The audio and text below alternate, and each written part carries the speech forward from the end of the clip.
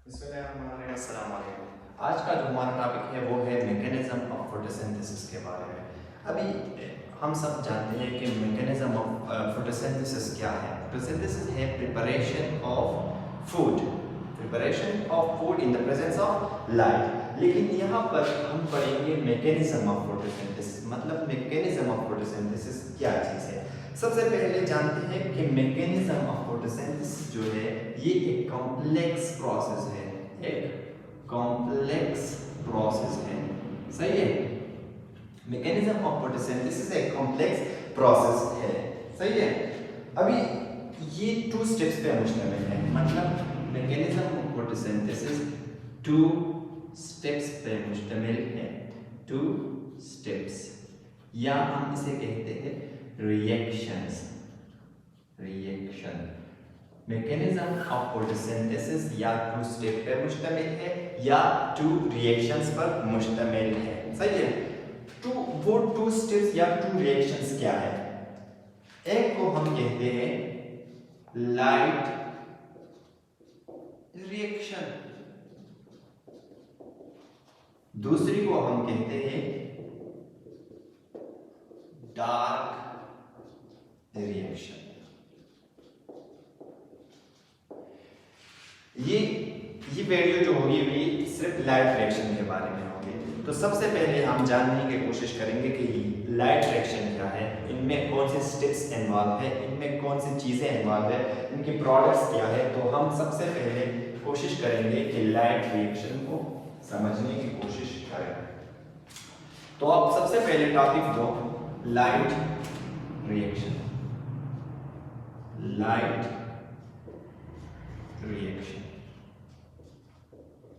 अब light reaction क्या है? लाइट रिएक्शन के बारे में जितने भी एमसीक्यूज आएंगे नीट एमसीक्यू में, वो सब इंशाल्लाह इस वीडियो के देखने के बाद आपको याद होंगे। लाइट रिएक्शन को एक और नाम भी कहा जाता है hello reaction.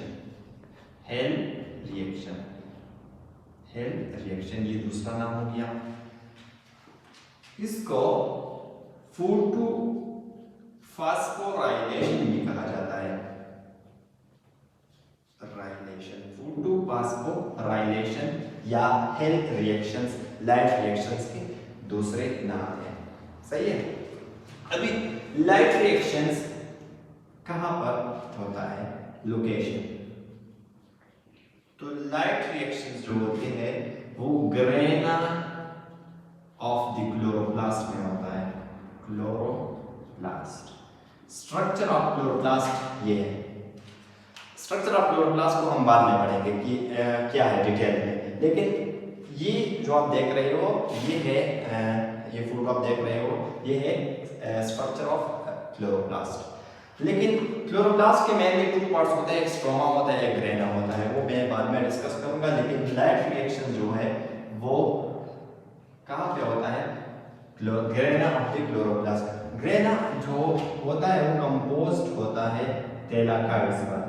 Thylakoid double membrane structure होता है।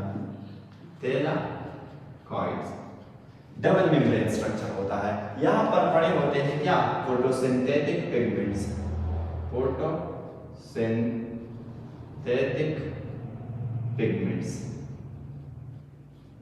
यहाँ पर क्या पड़े होते हैं? फोटोसिंथेटिक पिगमेंट्स पड़े होते हैं। सही है। अभी ये पूरा जो मैकेनिज्म है ये लाइट रिएक्शन का, इसको समझने की से पहले हमें कुछ चीजें हैं उसे समझना होगा। तो सबसे पहले हम समझने की कोशिश करते हैं एक है फोटो सिस्टम्स।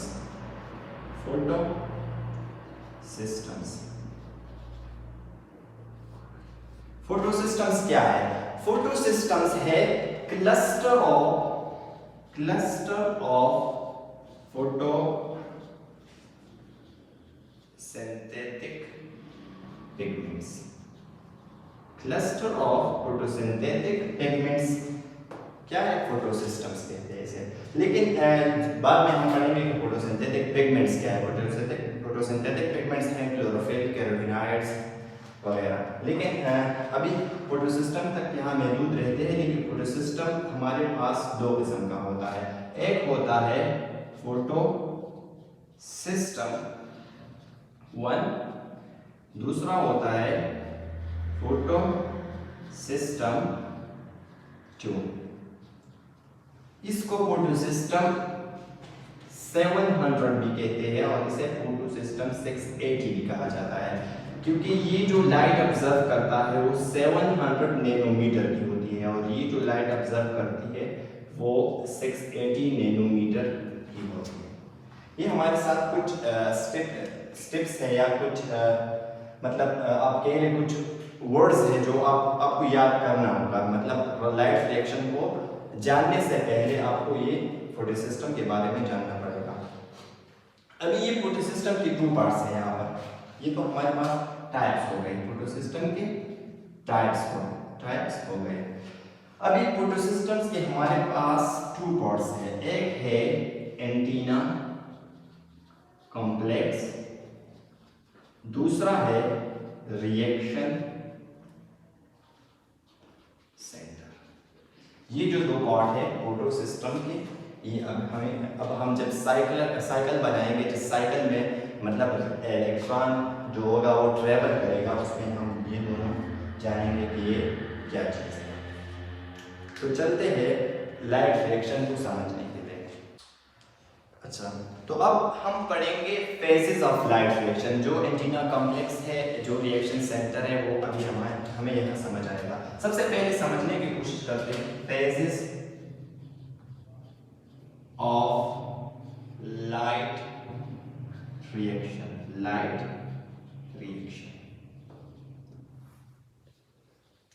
लाइट रिएक्शन हमारे साथ 2 फेजेस पर मुश्तमिल है। एक है नॉन साइक्लिक पाथवे,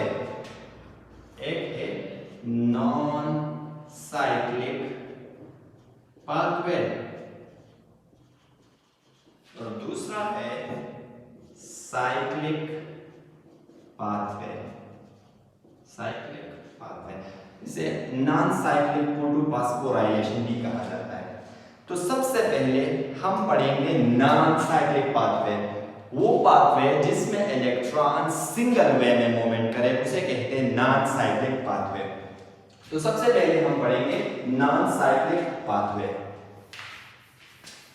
अभी हम डायग्राम के जरिए आपको समझाएंगे इंशाअल्लाह।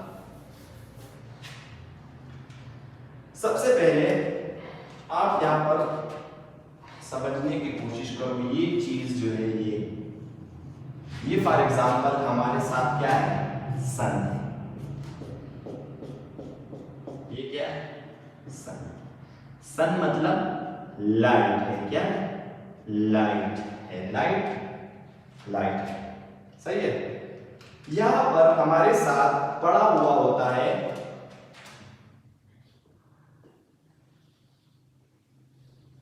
Photo system. एक फोटो सिस्टम, यहां पर हमारे साथ पड़ा हुआ होता है दूसरा फोटो सिस्टम। बिल्कुल आसान तरीके से समझाएंगे।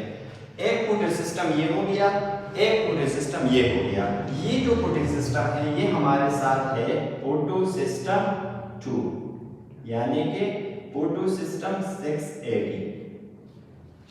और ये जो फोटो सिस्टम है ये हमारे साथ है फोटो सिस्टम 1 और ये हमारे साथ है 700।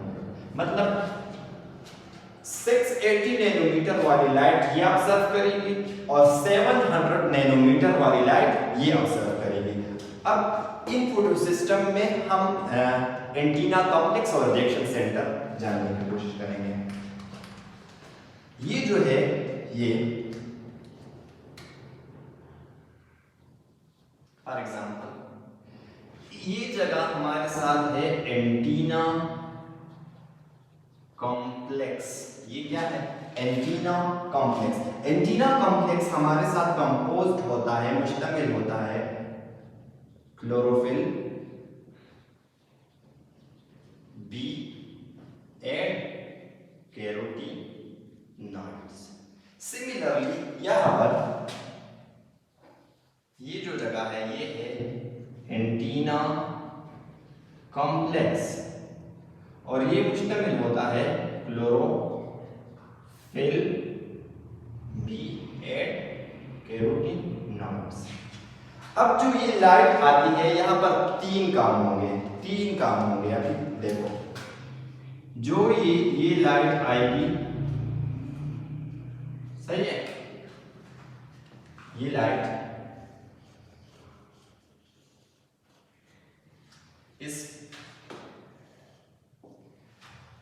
जब इस फोटो सिस्टम्स पे पड़ती है, मतलब एंटीना कॉम्प्लेक्स पे पड़ती है, तो यहां से 2 इलेक्ट्रॉन्स एमिट करते हैं और वही 2 इलेक्ट्रॉन्स पर जाते हैं, मतलब रिएक्शन सेंटर में। ये जो ग्रीन वाला एरिया है, ये ग्रीन एरिया, ये क्लोरोफिल ए पर मुश्तमिल होता है और ये जगह जो है ये क्या है, रिएक्शन सेंटर। सिमिलरली ये जो जगह है क्लोरोफिल ए पर मुश्तमिल होता है और ये जगह जो है ये क्या है, ये रिएक्शन सेंटर है। सही है। मैंने कहा कि जब ये लाइट आएगी यहाँ पर 3 काम होंगे। एक काम तो ये हो गया कि मतलब एंटीना कॉम्प्लेक्स से इलेक्ट्रॉन एमिट होगा, कहां पर जाएगा, क्लोरोफिल ए की तरफ। यहाँ पर दूसरा काम, एंटीना कॉम्प्लेक्स से इलेक्ट्रॉन एमिट होगा, कहां पे जाएगा, क्लोरोफिल ए की तरफ, मतलब रिएक्शन सेंटर की तरफ। तीसरा जो काम होगा यहाँ पर वो होगा, मतलब ये लाइट जब पड़ती है यहाँ पर H2O मॉलिक्यूल प्रेजेंट होता है और H2O मॉलिक्यूल पर जब लाइट पड़ती है, मतलब फिर यहाँ पर होता है फोटोलाइसिस, ब्रेकडाउन ऑफ H2O होता है, तो हमें मिलता है 2H+ 2 इलेक्ट्रॉन्स और एक मॉलिक्यूल मिलता है ऑक्सीजन का। क्या मिलता है, ऑक्सीजन का। तो 3 काम हो गए। एक हो गया मतलब फोटो सिस्टम्स 2 से इलेक्ट्रॉन एमिट हो गया, फोटो सिस्टम 1 से इलेक्ट्रॉन एमिट हो गया और तीसरा काम जो हो गया वो फोटोलाइसिस का हो गया।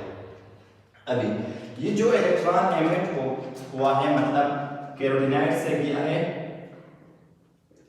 क्लोरोफिल बी की तरफ, क्लोरोफिल बी से ये इलेक्ट्रॉन गया है क्लोरोफिल ए की तरफ। अभी ये इलेक्ट्रॉन्स ये 2 इलेक्ट्रॉन्स है, यहां से एमिट होकर सीधा जाएंगे PEA की तरफ, PEA primary electron acceptor. Light आई, मतलब इलेक्ट्रॉन को एमिट किया, इलेक्ट्रॉन एनर्जी लेके कहां पर चला गया, प्राइमरी इलेक्ट्रॉन एक्सेप्टर पर। यहां पर क्या है, डिफिशियंसी ऑफ इलेक्ट्रॉन। तो डिफिशियंसी ऑफ इलेक्ट्रॉन को कौन फिल करेगा, ये जो 2 इलेक्ट्रॉन फोटोलाइसिस के नतीजे में आए हैं, ये यहाँ पर आएंगे और ये जो इलेक्ट्रॉन की कमी है ये पूरे करेंगे और इसके जो इलेक्ट्रॉन्स हैं वो किधर गए होंगे, प्राइमरी इलेक्ट्रॉन एक्सेप्टर पर। सही है। अच्छा, तो अभी प्राइमरी इलेक्ट्रॉन एक्सेप्टर से ये इलेक्ट्रॉन धीरे धीरे एनर्जी लॉस करता जाएगा।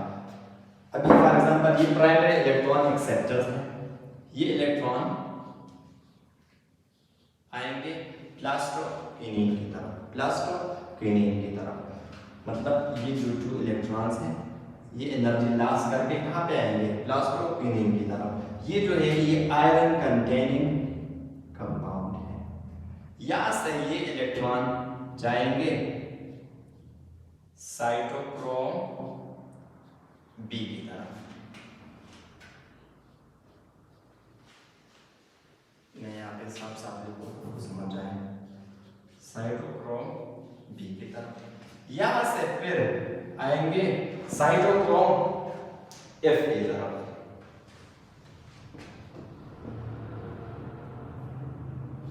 साइटोक्रोम एफ की तरफ और ये इलेक्ट्रॉन्स यहां से आएंगे प्लास्टोसाइनिन की तरफ और प्लास्टोसाइनिन से फोटोसिस्टम हुआ।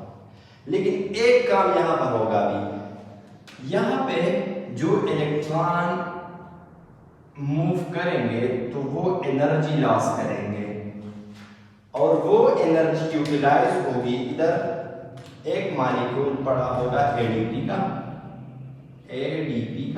और इनऑर्गेनिक फॉस्फेट पड़ा होगा, तो वो एनर्जी इसको मिल जाएगी और ये कन्वर्ट होगा एटीपी में। तो हमें क्या मिल गया, एक एटीपी मॉलिक्यूल जो है वो मिल गया। अभी ये इलेक्ट्रॉन्स इधर से इधर, इधर से इधर, मतलब कहां पर पहुंच गए, फोटो सिस्टम 1 में। सिमिलरली यहां पर भी मतलब लाइट आई है तो इसका इलेक्ट्रॉन्स यहां से एमिट होकर किधर गया होगा, प्राइमरी इलेक्ट्रॉन एक्सेप्टर। यहां पर प्राइमरी इलेक्ट्रॉन एक्सेप्टर पर ये इलेक्ट्रॉन पहुंच चुका होगा, सही है। अभी और इस मतलब फोटो सिस्टम 1 की जो डिफिशियंसी है इलेक्ट्रॉन्स की, वो कहां से पूरी होगी, वो फोटो सिस्टम 2 से जो इलेक्ट्रॉन आ गया होगा इसकी डिफिशियंसी यहां से पूरी होगी, सही है। अभी ये जो यहां इसका जो इलेक्ट्रॉन है वो एनर्जी लेके कहां पर पहुंच चुका होगा, प्राइमरी इलेक्ट्रॉन एक्सेप्टर पर। अभी ये भी धीरे धीरे आहिस्ता आहिस्ता क्या एनर्जी लॉस करता जाएगा, तो जाएगा यहां पर फेरोडेक्सीन रिड्यूसिंग सब्सटेंस यहां पर पड़ा होगा।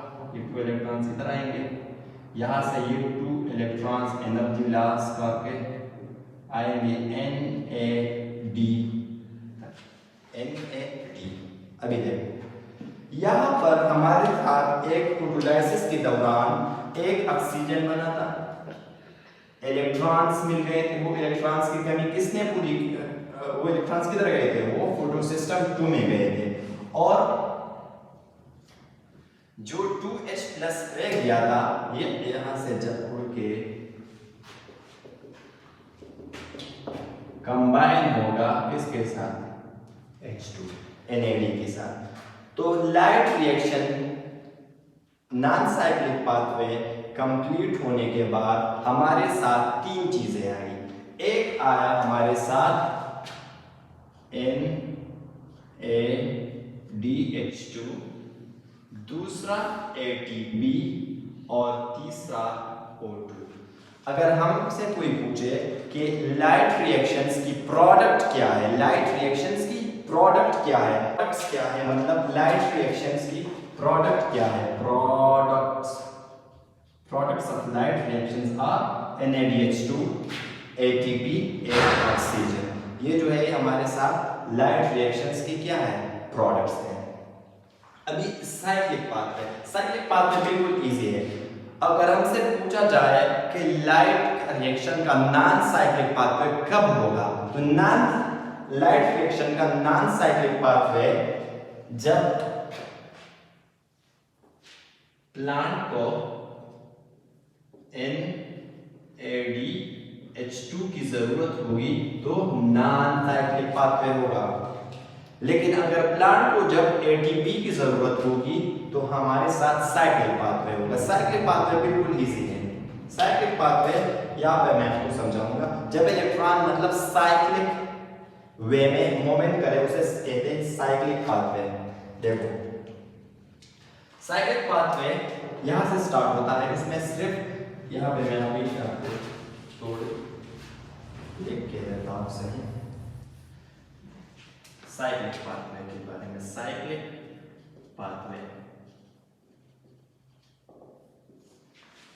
साइक्लिक पाथवे में सिर्फ फोटो सिस्टम